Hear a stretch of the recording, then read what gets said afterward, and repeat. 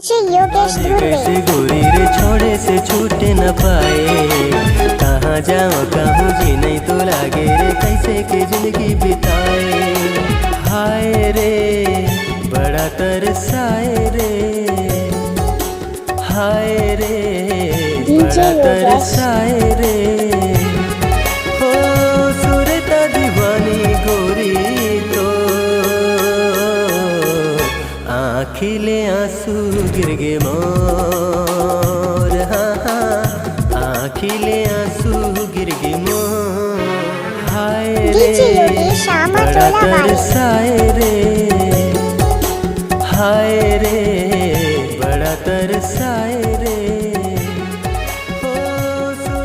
DJ Yogesh mobile number 7067565330।